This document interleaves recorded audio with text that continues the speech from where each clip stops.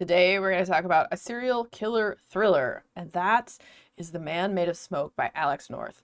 This is the first time I've read this author. Wow! The writing is gripping and emotional, and it just pulls you right into the story. It's a really effed up story, and there's a crazy ending. It's so just heavy and emotional and just dripping in sadness and depression, but it's so well done. I was really kind of blown away by the writing. I'd heard of this author and they'd been on my radar for a hot minute. I saw this one at the library and I liked the title. I was like, oh, The Man Made of Smoke. That's a great title.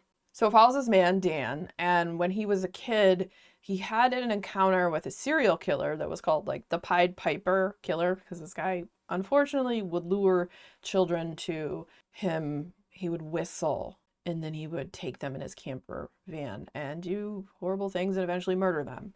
When Dan was younger, he had been with his family and he went to this rest stop and he went and used the bathroom and he was in there by himself and he saw this boy standing there, and the boy, his eyes were like, help me, they're screaming, help me, please, frickin' save me. He wanted to do something, but he heard at the end of the stall someone was inside the stall and whistling. So as he starts to go towards the boy, all of a sudden the whistling stops and he hears noise. And so he gets freaked out because he's a little kid. He's 11. What could he really do? Grown adult. So he gets in the stall, shuts it, and then puts his feet up on the toilet seat. And then as the two leave and the man walks out and the young guy follows, the older man says, nobody sees, nobody cares. And it's such a haunting phrase throughout that whole book. And it's so sad. I think the emotional quality of it, which made it so freaking gripping, and there's a lot of really horrible things in it that are hard to read about. So this may not be a book for the faint of heart, especially when it comes to children being taken and murdered. This book is definitely not for everyone, but God, the writing, it's so just visceral and intense, and there's barely any flickers of hope in it, but there's a little, maybe. So the nobody sees, nobody cares. A photograph is left on the floor face down. And when those two leave, Dan comes out of his stall and he picks up the photo, and it's a photo of the boy. But he doesn't think it's the same boy who he saw in the bathroom. Years later, Dan grows up and he becomes a criminal profiler. And so this has become his job. One day he receives a phone call that his dad had died under mysterious circumstances. And so he's going to come back to the island where he used to live, where all this stuff kind of happened, take care of his father's stuff. And the mysterious circumstances seem to be leading to a possible other serial killer. And you get into the story, you see one of the stories of one of the missing boys and how he was taken and how that affected everything, and how his hope that someone would find him.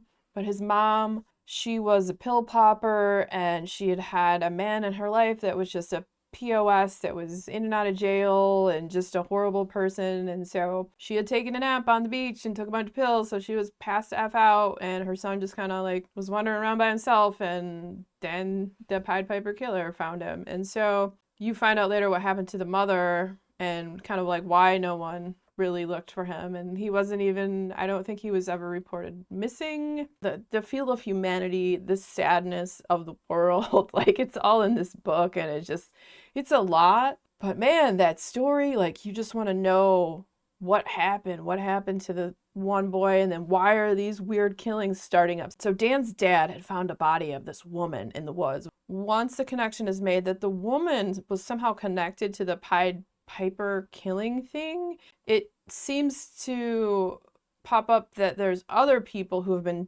disappeared that are connected to people who are witnesses to the Pied Piper killings. And then it goes into this thing of trying to find out who's doing this, because it's happening again, or something similar is happening again. And so Dan gets pulled into this, and his dad was a cop.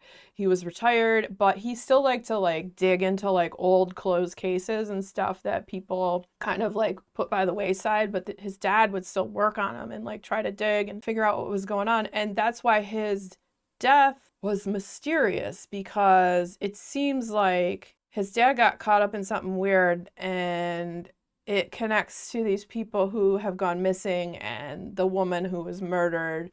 and what he might have found out. And then they're trying to determine if the dad had killed himself or if he was murdered. It seems more like he might have offed himself, but they're not sure. And so you're digging into that, and just you see some of the backstory of the relationship between Dan and his dad, especially like Dan that whole time always blamed himself all those years for not being able to do anything for that boy that he saw at the rest stop. So that's affected him his whole life, and like it affected his whole family. Like after that happened, his dad and his mom got divorced. Him and his dad just had a really kind of weird, tentative relationship over the years, and they just didn't really know how to talk to each other, and just how it affected them so deeply. And especially Dan. I really want to read more about this author because holy crap, it's such a good, sad. It's so sad.